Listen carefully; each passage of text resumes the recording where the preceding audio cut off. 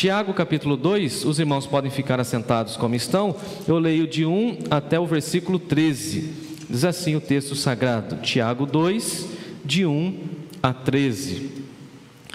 Meus irmãos, não tenhais a fé em nosso Senhor Jesus Cristo, Senhor da glória, em acepção de pessoas. Se, portanto, entrar na vossa sinagoga algum homem com anéis de ouro nos dedos, em trajes de luxo, e entrar também algum pobre andrajoso, e tratardes com deferência o que tem os trajos de luxo, e lhe disseres: tu assenta-te aqui em lugar de honra, e disserdes ao pobre: tu fica ali em pé, ou assenta-te aqui embaixo do estrado dos meus pés. Não fizestes distinção entre vós mesmos, e não vos tornaste juízes, tornando-vos perversos pensamentos? Ouvi, meus amados irmãos, não escolheu Deus aqueles que para o mundo são pobres, para serem ricos em fé e herdeiros no reino que Ele prometeu àqueles que o amam? Entretanto, vós outros menosprezaste o pobre. Não são os ricos que vos oprimem, e não são eles que vos arrastam para os tribunais? Não são eles aqueles que blasfemam o bom nome que sobre vós foi invocado? Se vós, contudo, observais a lei régia, segundo a Escritura que diz: amarás o teu próximo como a ti mesmo, fazeis bem. Se todavia fazeis acepção de pessoas, cometeis pecado, sendo arguidos pela lei como transgressores. Pois qualquer que guarda toda a lei, mas tropeça em um só ponto, se torna culpado de todos. Porquanto aquele que disse: não adulterarás, também ordenou: não matarás. Ora, se não adulteras, porém matas, vens a ser um transgressor da lei. Falai de tal maneira procedei, como aqueles que hão de ser julgados pela lei da liberdade, porque o juízo é sem misericórdia para aquele que não usou de misericórdia. A misericórdia triunfa sobre o juízo. Amém? Vamos orar? Pai de amor, a nossa oração, mais uma vez, é que o Senhor fale ao nosso coração, edifique a Tua igreja e abra o nosso entendimento para entender as questões espirituais. Em Jesus te louvamos nessa manhã. Amém. Amém. Tem mosquitinho aí perto de vocês aí? Ou é só aqui? Então tá bom. O meu tema hoje é abandonando a acepção de pessoas. Veja que Tiago aqui ele vai usar aquela expressão, meus irmãos, como uma realidade cristã, uma realidade em que nós, na igreja, precisamos ter a consciência, e é muito interessante isso, porque Tiago está reforçando, dizendo que nós somos irmãos, logo somos irmãos e temos o mesmo Pai, e aqui também ele vai usar essa expressão para mudar de assunto. Então, ele abre o capítulo 2 falando o seguinte, meus irmãos, e às vezes nós usamos essa expressão irmão ou irmã apenas e tão somente como uma nomenclatura de relacionamento. Então a gente fala assim, e aí meu irmão, tudo bem? E aí minha irmã, tudo bem? Mas parece que nós não levamos a sério que essa pessoa que está diante de nós é o nosso irmão por conta da graça misericordiosa de Jesus que o fez Filho de Deus. Então quando você cumprimenta, e aí meu irmão, minha irmã, nós precisamos ter a consciência de que essa pessoa foi lavada pelo sangue do Senhor, que ela foi tocada pelo Espírito Santo de Deus e que o amor de Deus repousa sobre ela. Não é simplesmente uma nomenclatura, e às vezes as pessoas tratam as outras por um apelido. E parece que na caminhada cristã a gente usa essa expressão de uma maneira tão corriqueira, esse é meu irmão, essa é minha irmã, e a gente perde a noção de que ali está uma pessoa alvo do amor de Deus, alcançada pela graça de Deus, que pelo fato de crer em Jesus, se tornou um filho ou uma filha de Deus. Então eu acho que essa expressão é muito mais do que simplesmente uma expressão de saudação, oi meu irmão, oi minha irmã. E quando você olha para o seu irmão, para a sua irmã, você precisa ter a noção e a concepção de que essa pessoa foi alcançada pela graça de Deus. Eu sempre faço isso, quando nós celebramos a ceia do Senhor, eu falo, dá uma olhadinha para quem está do seu lado e veja que o Senhor Jesus também alcançou essa vida. E o ponto central aqui, fundamental de Tiago nessa passagem, é mostrar para nós que um seguidor do Senhor Jesus não pode fazer acepção de pessoas. E então, fazer acepção de pessoas é tratar as pessoas com parcialidade. Você já viu isso? No mundo tem isso? Tem ou não tem? Muito. pode haver dentro da igreja? Não. Basicamente ele está falando isso. E aí a expressão que ele usa aqui, acepção de pessoas, é tratar alguma pessoa com preferência por alguém, em detrimento da sua condição financeira, da sua postura racial, ou até mesmo da sua posição social. É tratar alguém com diferença, é privilegiar alguém em detrimento de uma outra pessoa. É aceitar, por exemplo, uma pessoa por sua aparência, aceitar a pessoa por conta da sua regionalidade. Tudo isso é extremamente condenado pelo Evangelho, e nós precisamos entender que esse comportamento é da sociedade. Outra vez que morei aqui em Sorocaba, eu precisava, por conta da igreja, ter acesso a um departamento público aqui da cidade, e aí eu fui 2 ou 3 vezes e não consegui avanço naquele departamento público. E aí eu chegava lá, nada.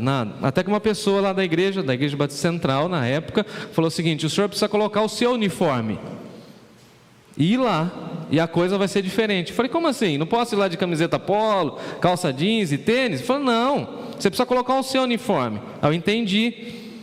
Fui no cabeleireiro, no barbeiro, dei um trato, coloquei aquele terno bacana que eu tenho, que é esse mesmo até hoje.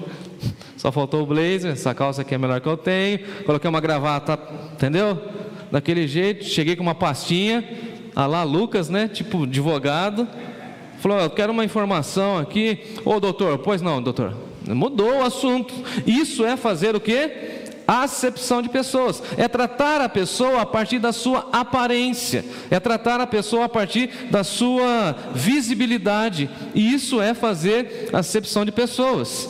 Eu me lembro, por exemplo, na escola, os meninos sempre brincavam comigo e falavam que eu era muito baixinho e que eu tenho uma raiz de uma região do nosso país, e por conta disso, diante dos meus amigos, eu era sempre discriminado. Isso é fazer o quê? Acepção de pessoas. A última cidade que moramos antes de Sorocaba foi Bauru, cidade interior de São Paulo, bem conceituada, rica, preconceituosa. Minha mãe estava um dia comigo, Marlene está dando risada, né? Nós estávamos andando na feira de Bauru, e minha mãe com Timóteo. Quando Timóteo nasceu, ele não era branco, ele era quase alva mais caneve, né? Branquinho. A minha pergunta para a médica, para a pediatra dele, que é uma irmã em Cristo, falei assim: esse menino não vem com sobrancelha? Ele falou: não, filho, é que é tão clarinho o pelinho que você precisa ver. Colocou uma lupinha lá. Você está vendo, pai? Estou vendo. Ele era branco. Se vocês aqui se lembrarem das fotos, vão ver que o cabelinho dele era branco. E minha mãe morena, descendência de negra, e minha mãe com ele, e meu pai muito branco com Timóteo, e eu e Natália na frente, andando na feira. Pastelzinho de feira, é bom? Aí chega um senhor e começa a conversar e fala assim para minha mãe: nossa, que menino bonito, branco. Eu falo: é daquela moça ali, da Natália. Nossa, tal, não sei o quê. Pô, aqui não tem olho. É que ficou aquela história, né, do olho da Natália, tal, não sei o quê. Aí ele pegou e falou assim para minha mãe: a senhora é a babá do menino? Isso é fazer o quê? Acepção de pessoas. Ela falou: não, aquele menino ali é meu filho. Aquele rapaz ali é meu filho. Aí eu virei assim, ele olhou assim, né? Tipo... Outra ocasião, essa aconteceu aqui em Sorocaba, antes da pandemia. Mandei lavar o carro bonito, limpinho. A Natália, com aquela elegância que só ela tem, desce com o Timóteo na porta do shopping, eu paro o carro. Aí demorou um pouquinho, porque naquela época ele era nenenzinho, tem bolsinha. Quem tem filho sabe, né? É uma bolsa, 2 bolsas, e mais a bolsa dela e tudo. E ela desceu de salto com o Timóteo e tudo. Veio o segurança do shopping assim na porta do carro, falou: moço, já desceu o passageiro? Eu falei: sim, eu estou esperando, tem que sair daqui. Vai. Eu falei: como assim, rapaz? Aí eu já fiquei bravo, né? Puxei o freio de mão, desci. Falei: pois não, aqui não pode parar Uber. Tipo, esse povo bonito que desceu não tem nada a ver contigo. Isso é fazer o quê? A acepção de pessoas. E é isso que Tiago está condenando. Agora, isso é normal no mundo e não pode ser normal na igreja. Explicando esse texto, o pastor Exaltino, um grande pastor que infelizmente já está na glória, ele diz o seguinte: o racismo, o regionalismo, o machismo, a separação por níveis culturais ou econômicos sempre estão presentes em nosso meio. Não podemos tratar as pessoas de maneira diferente só pela sua situação financeira ou por alguma região do nosso país. Tiago aqui está mostrando para nós que privilegiar uma pessoa por conta da sua condição financeira e cultural, isso é pecado. Privilegiar uma classe de pessoas é pecado, isso não agrada ao Senhor. E basicamente é isso que Tiago aqui está nos mostrando. E mostrando para nós que fazer essa segregação, essa acepção de pessoas não tem nada a ver com a igreja. Porque a igreja tem que acolher todo tipo de pessoa, porque Deus ama o mundo inteiro, ama todos, sem distinção e com a mesma medida. Agora, Tiago está aqui resgatando o Evangelho, e a pergunta é: Jesus fez acepção de pessoas? Jesus fez alguma distinção entre as pessoas?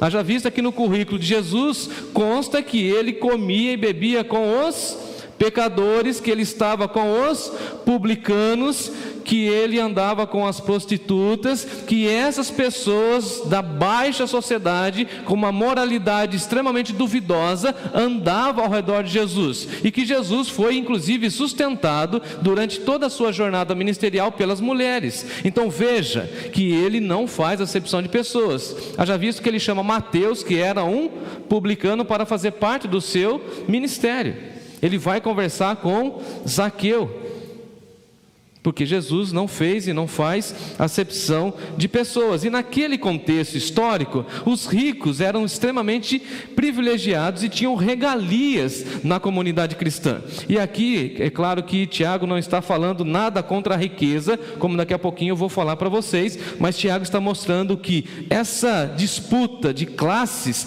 não pode adentrar a igreja. E por isso que, inclusive, irmãos e irmãs, nós precisamos ficar atentos com as ideologias que vão adentrando as igrejas.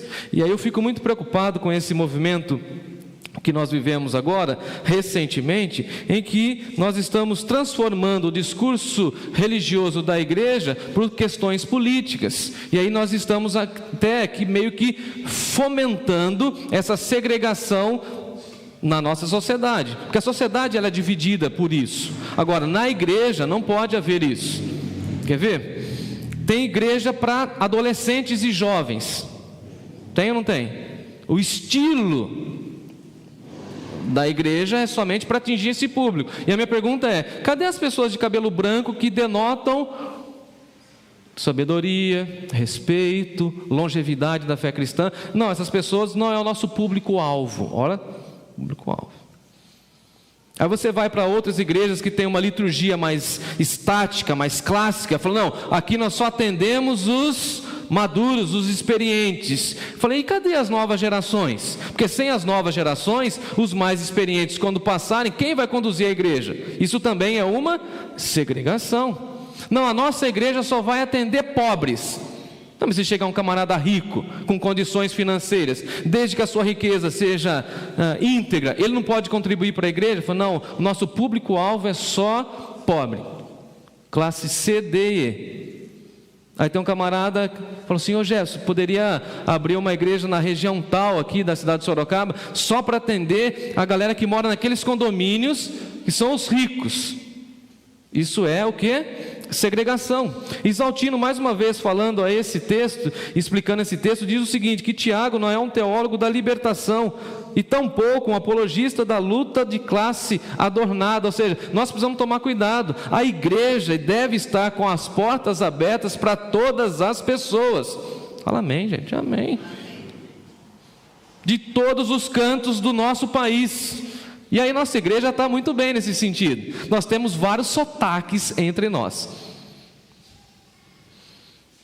tanto do nosso país, da nossa regionalidade, como também de outras línguas. Então, igreja no reino de Deus é não fazer acepção de pessoas, mesmo que a gente não consiga às vezes comunicar, porque tem pessoas que pensam que eu consigo me comunicar com todo mundo, e eu tento, me esforço.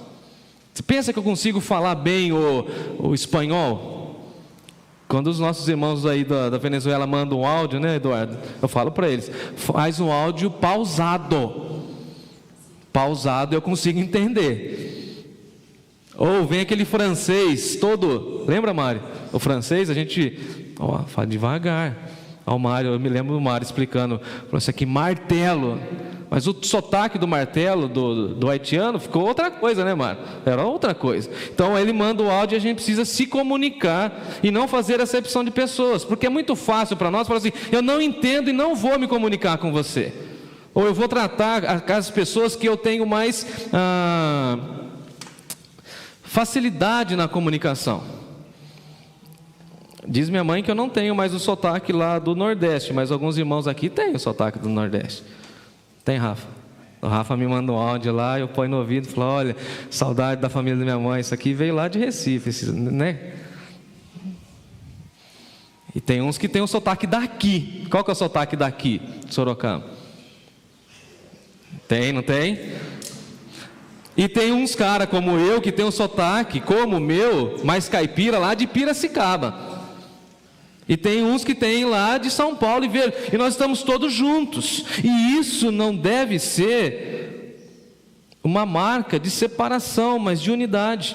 Inclusive a lei diz que o juiz deveria aplicar a justiça sem parcialidade, fazendo de fato a justiça para o pobre e para o rico. Isso já está na lei de Moisés. O próprio Deus diz o seguinte, pois o Senhor, vosso Deus, é o Deus dos deuses e o Senhor dos senhores, o grande Deus, poderoso e temível, o Deus que não faz acepção de pessoas. Então aqui veja que Tiago chama o Senhor Jesus de o Senhor da glória. Isso é muito maravilhoso. E Jesus é para nós essa referência, porque Jesus não fez acepção de pessoas. E aqui nesse texto, se você está com a sua Bíblia aberta, você pode me acompanhar no verso 1, quando Tiago fala o seguinte: meus irmãos, não tenhais a fé em nosso Senhor Jesus Cristo, Senhor da glória, em acepção de pessoas. E aqui à noite eu vou falar sobre fé e obras. Ele está usando o seguinte: você não pode ter fé em Jesus e ter no seu coração acepção de pessoas.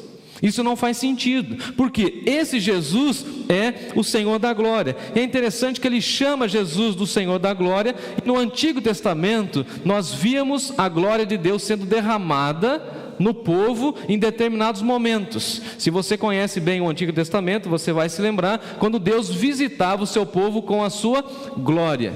Lembra quando Moisés quis ver a face de Deus? E Deus então revelou para ele a sua glória. A expressão hebraica para esse momento era a Shekinah de Deus. É quando a Shekinah de Deus, quando a presença gloriosa de Deus era revelada às pessoas. E aí Tiago está dizendo o seguinte: a glória esplendorosa de Deus foi revelada em Jesus. Por isso ele é o Senhor da glória. E ninguém é mais glorioso do que o nome do Senhor Jesus. E ele, sendo o Senhor da glória, não fez acepção de pessoas. Logo, os seus discípulos não podem fazer acepção de pessoas e a sua igreja também não pode fazer acepção de pessoas. Uma vez que nós abrimos os portões para receber o povo de Deus, devemos ter a consciência que receberemos todo tipo de pessoas aqui dentro. E meu sonho, e eu vou fazer isso um dia ainda, é fazer uma faixa gigantesca e colocar lá no portão: proibida a entrada de pessoas perfeitas. Porque nós nos julgamos perfeitos, nós nos julgamos santos. E na realidade o reino de Deus está de braços abertos para acolher todos os pecadores, para fazer dos pecadores, pecadores transformados pela graça de Deus. Precisamos lembrar disso. O problema é que durante a nossa caminhada nós nos esquecemos que nós chegamos no reino de Deus cheio de vícios, ou não? Se chega um bêbado aqui, o que a gente vai fazer? A gente vai querer empurrar ele para fora. E eu tenho algumas questões com o bêbado, tá? Eu tenho.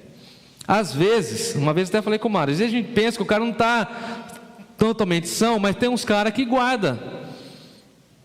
Se ele não gritar, não espernear, deixa ele aí. Eu estou falando, ele vai dar um glória a Deus. Quem lembra esses dias aqui, teve um aqui, até minha mãe falou assim: nossa, parecia que estava numa igreja pentecostal, era um glória a Deus, aleluia. Eu falei: tinha um cara lá, mãe, ele estava... Agora minha pergunta: se ele estava bêbado e estava dando glória a Deus, certamente ele não estava tomado pelo Satanás, não era demônio, porque se fosse demônio ele não ia confessar o nome do... Deixa ele aí. Se o Espírito Santo tocar na vida desse camarada, se o camarada receber o toque do Espírito Santo e se converter, louvado seja Deus. Não podemos fazer a acepção de pessoas. Vira e mexe, entra um cachorro aí. Um cachorro não vale, né? Mas vamos pregar, entendeu? Deixa todo mundo entrar. Lembra a parábola que Jesus falou da grande ceia? Ide, chamai aqueles que foram convidados. Os convidados não começaram a chegar. Vai para becos e vielas e começa a chamar todo mundo. Essa é a mensagem da igreja. Qual que é a mensagem da igreja? Que Deus ama a todos, que Deus deseja a salvação de todos. Você crê nisso? Porque tem algumas igrejas evangélicas dizendo que Deus amou somente alguns. Aí vem a questão dos eleitos de Deus. E até dentro dessa perspectiva dos eleitos de Deus, eu como pregador não sei quem são os eleitos de Deus. Logo vou pregar para todo mundo, porque a Bíblia diz que Ele ama a todos e não podemos fazer acepção de pessoas. O problema é que nós queremos trazer para a igreja somente o nosso grupo, as pessoas que fazem parte da nossa convivência. A minha pergunta para você é incômoda agora. Se a igreja tivesse pessoas iguais a você, como seria a igreja? Só do seu jeito. Então a igreja precisa ter esse ajuntamento de tudo quanto é tipo de pessoas. E aí assim, para mim, de verdade, igreja é milagre de Deus. Porque nenhuma outra instituição do mundo consegue abraçar tantas pessoas diferentes e ter o mesmo foco. Quem aqui trabalha nas empresas sabe disso. Uma coisa difícil nas empresas é formar equipe, porque cada um pensa de um jeito, e dentro das equipes você tem vaidades. Mas dentro da igreja a gente vai se despindo da vaidade para um foco comum. E qual é o foco comum? Que a igreja proclame a mensagem que Deus ama a todos, que Deus quer o bem de todos. E Tiago vai usar um exemplo. Se porventura entrar um camarada na sinagoga, na igreja, com anéis de ouro, vocês não podem tratar essa pessoa com diferença em relação àquelas pessoas que não têm condições. Então, você trata aquela pessoa que tem posses de uma maneira, se coloca ele no lugar de honra, essa é a colocação de Tiago, e os pobres ficam no estrado dos seus pés. Tem alguns políticos que nunca gostaram de mim e não gostam de mim. O lugar de político é no palanque, não no púlpito da igreja. Pastor, eu quero uma oportunidade, eu sou autoridade. A autoridade lá no seu serviço. Na igreja, quem é autoridade é pastor, diácono, missionário. É outra autoridade. E aí acontece, por exemplo, se chegar o prefeito da cidade aqui na nossa igreja, porque a gente já é vacinado disso, amém? A gente não tem esse problema. Vamos falar numa igreja normal da cidade de Sorocaba, e você vê isso direto. Ele chegou, tira-se quem estiver sentado na frente aqui, coloca ele no lugar de destaque. Chegou o vereador tal. A gente vai em igrejas, né, quando você tem oportunidades, né, de aniversário da igreja, aí chega lá uma autoridade política, então ele é recebido com honra, com glória, com pompa. E a pessoa normal que veio visitar a igreja, está lá para o meio da multidão, tá certo? Quer fazer ou não acepção de pessoas? O Tiago está denunciando isso. O Tiago está falando, não há no reino de Deus lugares de honras. Não há privilégio para ninguém, inclusive para pastor, porque agora está na moda a gente meio que idolatrar os pastores, né? Os líderes, os cantores. Teve uma igreja que estava em sucessão pastoral e ela me convidou para pregar. Eu falei assim, olha, eu não tenho interesse em pastorear a igreja nesse momento histórico da minha vida, isso faz muito tempo já, mas eu posso ajudar no processo, posso ajudar a igreja. Eu cheguei lá para pregar naquela igreja, no interior de São Paulo, e a comissão estava me aguardando, e a comissão então me tratou muito bem. Salgadinho, naquela época eu podia comer salgadinhos, bolo, suco, pá. Aí não deixaram eu ter contato com as pessoas antes de começar o culto, e conversaram comigo numa sala reservada, secreta e tal. Descobriram lá que eu gostava de determinado suco que tinha. Eu falei, nossa, que tratamento. E eu sou muito observador, né? Fiquei lá da frente, sentado na cadeira antes de pregar, observando. Aí depois do culto, acabou o culto, me chamaram para uma conversa. Qual é a dica que você dá para nós em termos de igreja? Eu falei, antes de contratar, de convidar um pastor, fala o seguinte: trata os visitantes da mesma maneira que vocês me trataram. Aí eu acho que vai ficar tudo certo. Por que para mim, que sou pastor, o tratamento foi diferenciado da pessoa que veio conhecer a igreja? Eu já sou do evangelho, eu já sou do reino. E a gente se decepciona às vezes, né? Mas a gente vai embora. Agora, quem está chegando é que precisa de maior honra. Não foi isso que Paulo ensinou quando ele fala dos membros do corpo? Aqueles que não têm muita visibilidade, tratai com dupla honra, cuide bem deles. E Tiago vai mostrar que havia esse tratamento diferenciado entre o rico e o pobre, e que isso é extremamente condenável no reino dos céus. Eu gosto de uma frase do Tim Keller, quando ele diz assim: se você pregar o que Jesus pregou, você vai atrair o tipo de pessoas que Jesus atraiu. Que tipo de pessoas Jesus atraiu? O tal do Zaqueu lá, imagina a ficha criminal dele. Por que o Jesus está conversando com o Zaqueu? Esse tempo atrás aí, eu e o irmão aqui da igreja, não vou falar o nome dele, nós fomos visitar um vereador da cidade aqui com um propósito bem específico. E alguém vai falar assim: mas por que o pastor está lá? Fazendo aquilo que Jesus fazia. E no final da conversa, o vereador olhou para nós e falou assim: bonito esse trabalho que vocês estão querendo fazer aí. Eu vejo que vocês são íntegros. Falou: opa, no meio de um universo evangélico, ser considerado íntegro, já valeu a pena. As pessoas que usam droga procuram a igreja. As pessoas que estão com as famílias destroçadas estão procurando a igreja. Nós estamos atraindo as pessoas conforme Jesus atraía, ou nós queremos atrair somente pessoas que têm o nosso perfil, o nosso estilo? E o princípio bíblico que Tiago está nos ensinando aqui é que todas as pessoas têm o mesmo valor diante de Deus, têm o mesmo valor intrínseco diante de Deus, diante do olhar divino. Todos nós somos iguais. Deus não faz classificações de raça, de classe. O Evangelho na realidade nos nivela. O Evangelho diz para nós que todos nós somos pecadores e todos nós somos carentes da graça de Deus. Haja vista que Jesus vai dizer para nós que uma alma vale mais do que o mundo, e aí nós julgamos que a nossa alma tem mais valor do que a alma do outro, tá certo? Tá certo. A Bíblia vai dizer para nós que há festa no céu por um pecador que se arrepende. A igreja não é e nem pode ser um clube onde só entram as pessoas que nós queremos. E qual que é a porta de entrada para a igreja? Confessou o Senhor Jesus, foi batizado em nome do Pai, do Filho e do Espírito Santo. E aí o que a gente coloca? A gente vai colocando outras coisas, outras regrinhas. E aí Tiago vai falar o seguinte para nós: está errado.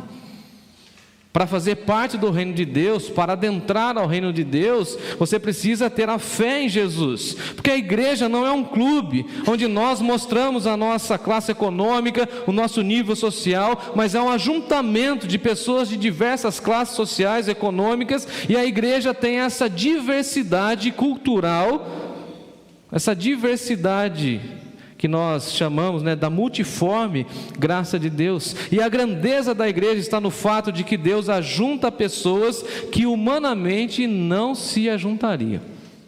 Eu acho isso fantástico. E aí Paulo vai dizer para nós: a igreja é o quê? Família de Deus. Então cabe a nós não fazer e não ter essa postura de acepção de pessoas. E aí, então Tiago vai mostrar para nós o critério de Deus. Vocês estão comigo aí ou já cansaram?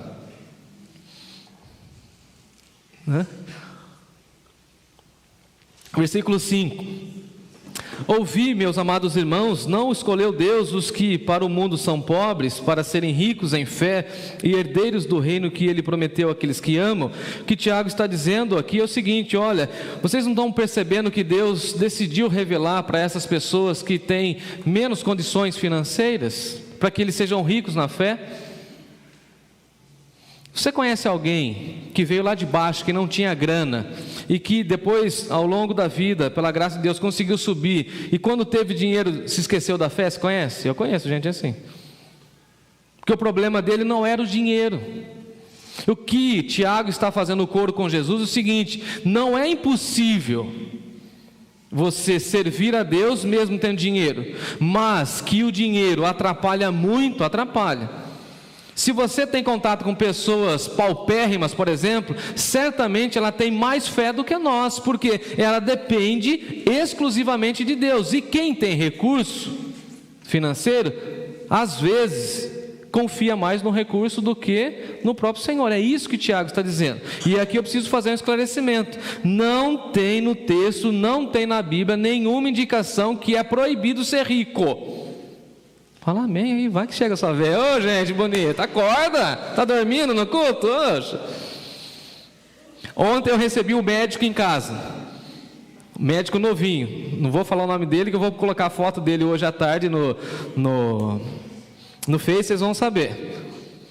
Quem aqui é de Sorocaba vai saber. O médico foi lá em casa, e aí ele falou: ô pastor, eu lembro quando você levava a gente para tocar no hospital, eu lembro que você levava a gente, isso, eu lembro. Falei: que bacana, né, cara? E lembra que você falava para a gente ganhar dinheiro? Eu falei: lembro. E aí, você está ganhando dinheiro? Eu falei: um pouco, tá. Então ganha dinheiro, invista no reino. Lembra o Heitor que passou por aqui? Eu falava para ele: ô Heitor, ganha dinheiro, trabalha de uma maneira justa, honesta. E eu ensinei isso para os meus adolescentes, para os meus jovens na época. Não é nenhum problema. Se você ficou rico de uma maneira justa, íntegra e trabalhando, tem problema? Se você tem um berço bom, uma herança, eu não passei nessa fase, vai que minha hora vai chegar, estou brincando, não tive isso, mas se você tem uma herança, é uma herança honesta, íntegra, tem algum problema? Agora, nós não podemos confiar nos recursos, é isso que Tiago está dizendo. Então não podemos tratar quem tem recurso de uma maneira e quem não tem de uma outra maneira. Não podemos. Não podemos rejeitar um almoço numa casa que não tem tantos recursos e aceitar aquela que tem. E aí está errado. Então, o que eu sempre ensino? Se você tem condições, vá à luta, trabalhe, estude. Quer ver uma pergunta incômoda? O que você está estudando? O que você está fazendo? Quem anda comigo sabe disso. O que você está lendo? Você já parou, já estacionou, você está errado. Vá para frente, vá trabalhar. Afinal de contas é uma construção grande para a gente acabar. E vamos trabalhar, vamos levantar dinheiro, sem problema nenhum. Mas quem é pobre de espírito, segundo Jesus, é rico diante dos céus. Porque esse pobre de espírito se vê como pecador, se vê que ele não merece nada da graça de Deus, e ao mesmo tempo ele recebe tudo das mãos dadivosas do Senhor. Esse é o rico diante de Deus. Agora, tem o recurso dessa vida, então investe. E ele vai falar então, o meu tempo está acabando, da lei do amor, a partir do versículo 8. Está vendo que estudar a Bíblia é fantástico, né? Falta tempo para nós. Versículo 8, ele vai falar do amor. Então, o que rege o cristão é a lei do amor. É interessante que na Bíblia o amor nunca é sentir, é sempre fazer.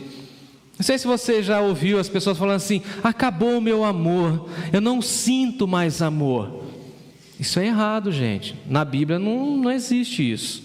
Na Bíblia o amor não é contemplativo, mas o amor é dinâmico. O amor não é sentimento estético, é prática. O amor, ele não é qualquer coisa relacionada ao sentimento. O amor é uma ação dadivosa.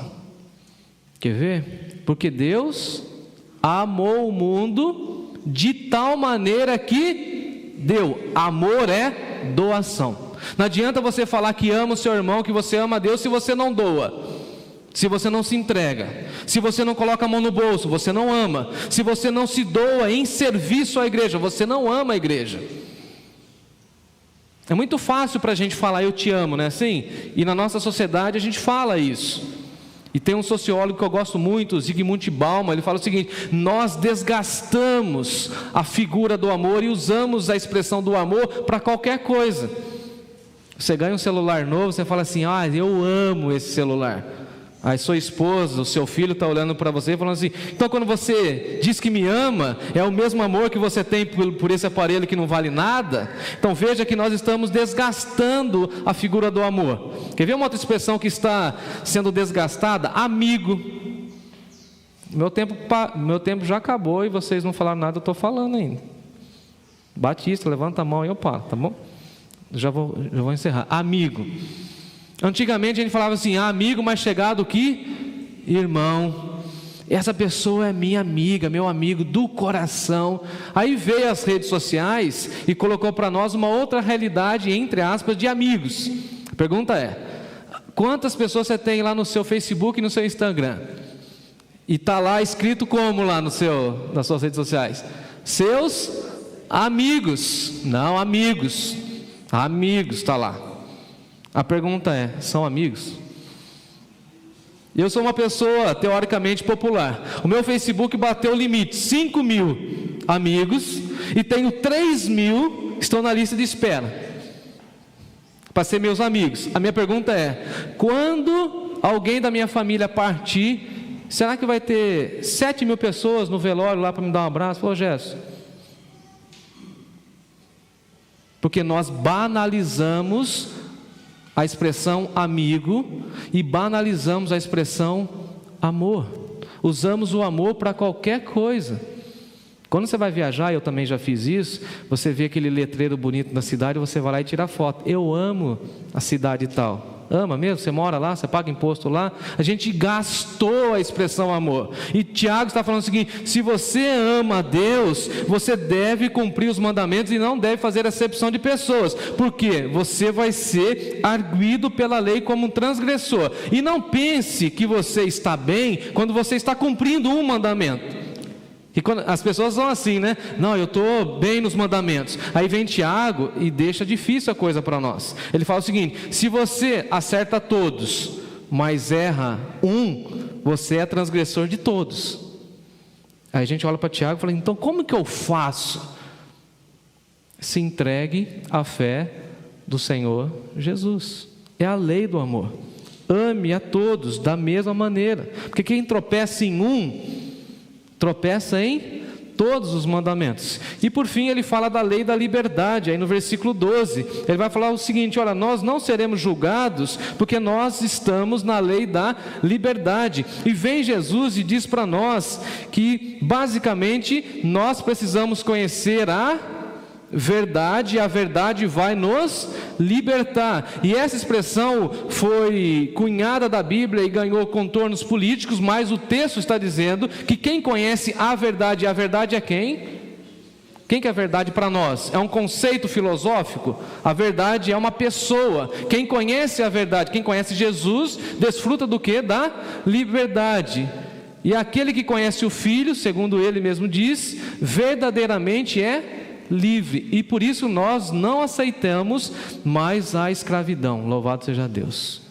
Não queremos mais ficar nas mãos de Satanás, não queremos mais ficar escravos nos vícios, porque nós fomos libertos por Deus por meio de Jesus, porque conhecemos a verdade. E aí Jesus cumpre o seu ministério, cumpre as profecias, quando o texto de Isaías diz assim, o Espírito do Senhor está sobre mim, porque Ele me ungiu para evangelizar os pobres, enviou-me para proclamar libertação aos cativos, e me ungiu para trazer restauração aos cegos, melhor dizendo, e pôr em liberdade os oprimidos. Ele veio trazer o que? Liberdade. E por isso que nós não podemos mais nos encaixar dentro de nenhuma proposta de escravidão. Não. As algemas não me servem mais. As cadeias não me servem mais. As doutrinas que não são bíblicas já não me servem mais. Eu sou livre.